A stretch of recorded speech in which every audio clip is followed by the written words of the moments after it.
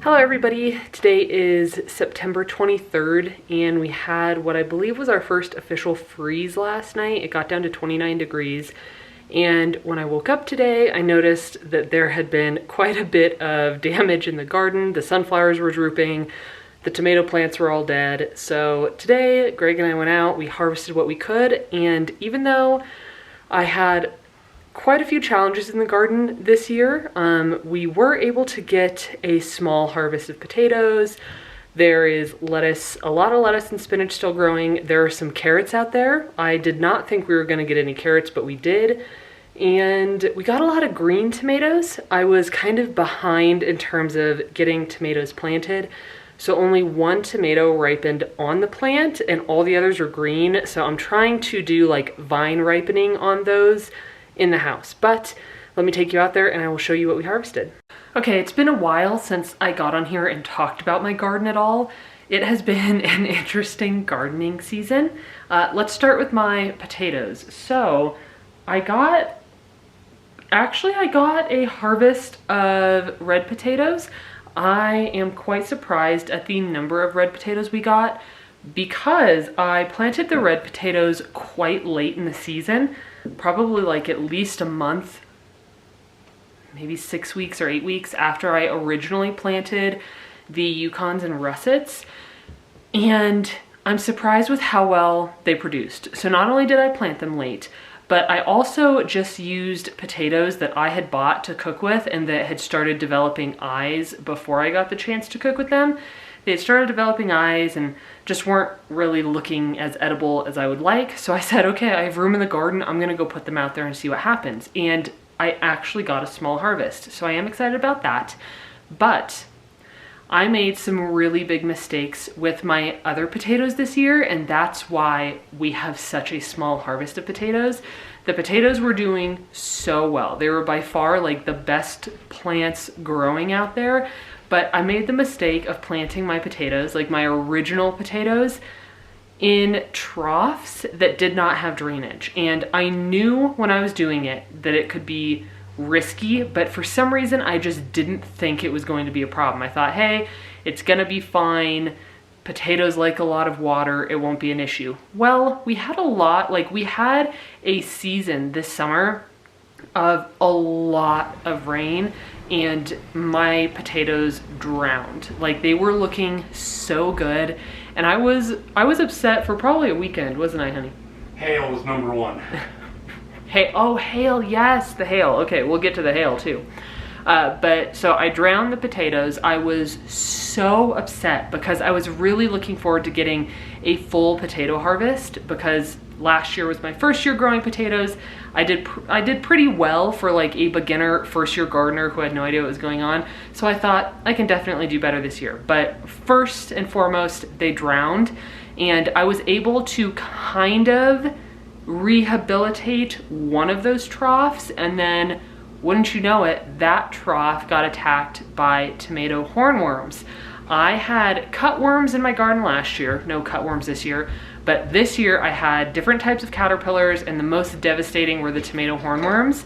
And they taught me that I absolutely have to check my garden every single day, even if there has been rain. Because what happened was we had a period of rain and because I didn't have to water, and because I was disappointed in what happened with the potatoes, I had stopped going out for a while and stopped checking on the plants. So I didn't catch the hornworms right away. They had had a few days to eat the plants, and by the time I got out there and actually realized what was going on, because they can camouflage themselves pretty well. And the first time I looked at the potatoes, I didn't know what was happening or where all the leaves were going, but they devastated the other trough. And I did not kill the hornworms. People online, most people say to drop them in sudsy water or step on them. I don't like to kill anything to begin with, but also moths are a main pollinator. So as gardeners, we want pollinators. They're good for our gardens. So I didn't want to hurt the hornworms. So I ended up just like, I gently pulled some off, and then there were some where I just kind of clipped the tomato leaves so that I could avoid damaging and hurting the hornworms.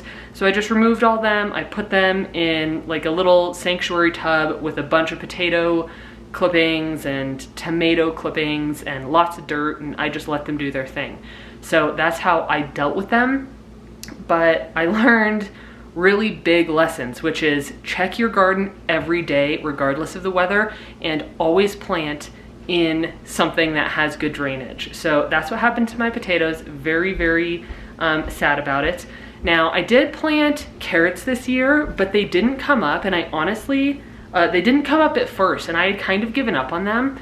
And these carrots are a bit of a mystery because I only planted them in one bed, and they came up in a different bed. So I now have carrots growing in 2 beds. This is a very mini carrot. It's the first carrot I have ever harvested, but it's pretty exciting that there are carrots out there, even if they're small.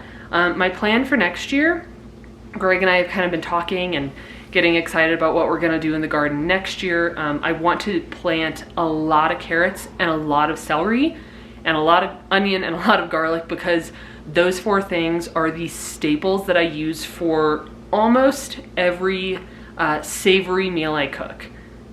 Onion, garlic, celery, and carrot. So there are some carrots growing out there, which is exciting because I thought that they were gonna fail. Now, getting on to our tomatoes. I planted tomatoes from starter plants that I bought here in town. And unfortunately, all of those starter plants were a bit small. So this spring, I want to start my own plants indoors. I think it's a good thing that I learn how to start plants indoors. It's something I want to commit myself to learning, and I think it'll also be good because we're in a very intense environment, an extreme environment. We're at 8,500 feet in elevation, and it's very hard on plants in general. And I think it's even harder on them when they come from a lower elevation garden center or nursery, and then you try to bring them up to this elevation, and it's hard for them to get settled. So I did get starters for my tomatoes this year. A big hailstorm came through, which I have talked about in a previous video. I will show you some clips here. Whoa.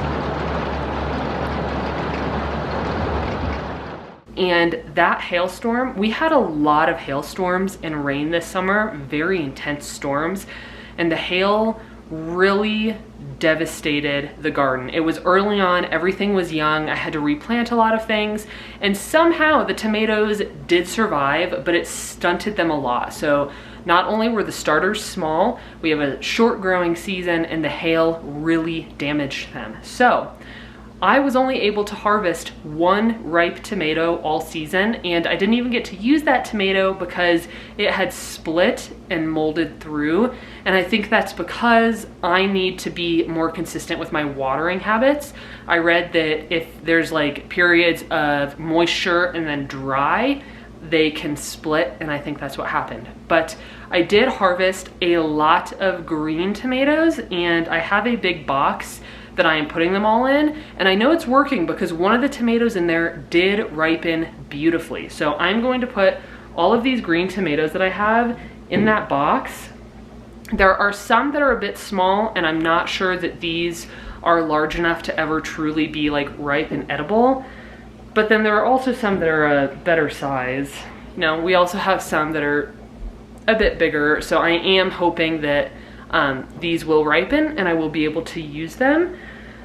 And yeah, so that is everything we kind of pulled out of the garden.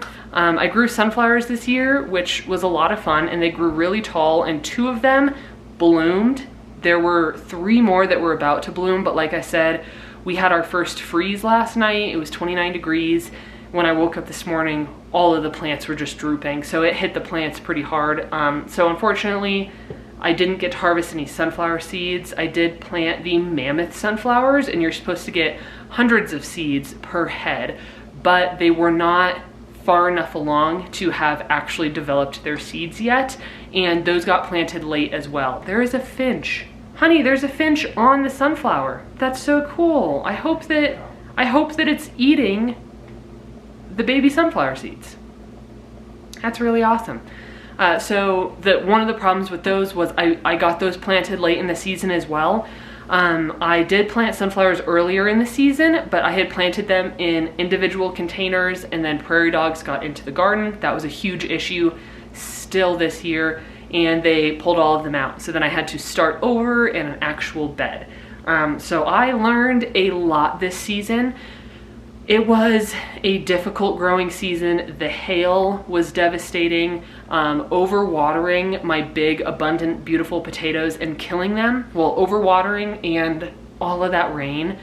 Like when those potatoes died, I was really, really upset because that was like the one thing that I felt like I could actually achieve this year as such a beginner.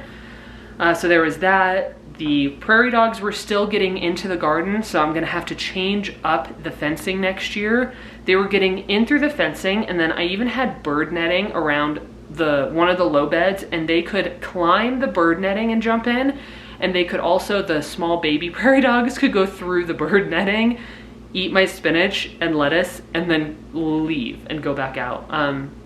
Prairie dogs, hail, not watering consistently, not planting plants in good drainage, which I will never do again. I learned a really good lesson. And then not planting early enough / not having starts that were already big and robust when they went into the ground. I would say those were the 5 big things that I learned this year.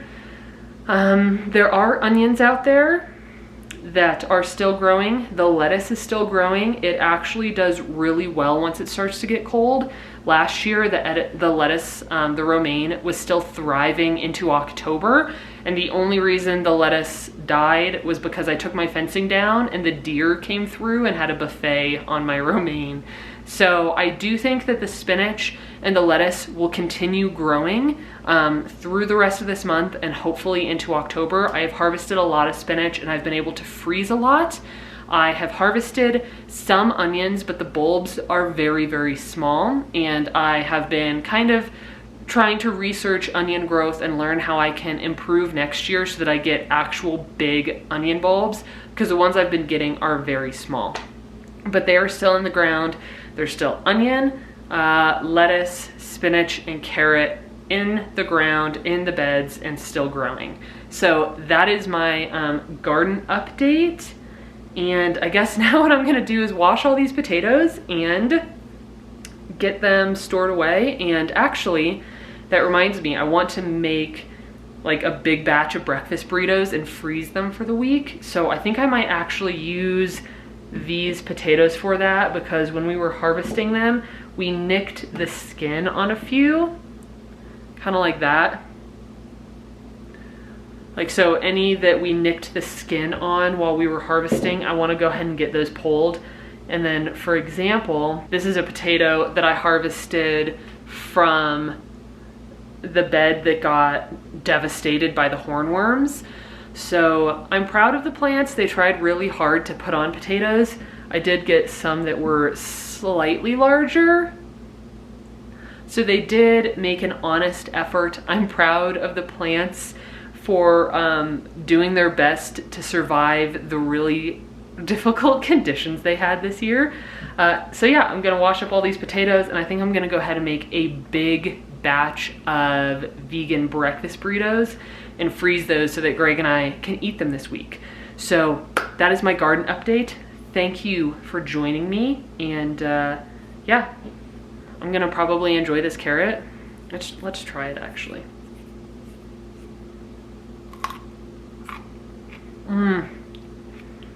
Honey, this carrot is so flavorful.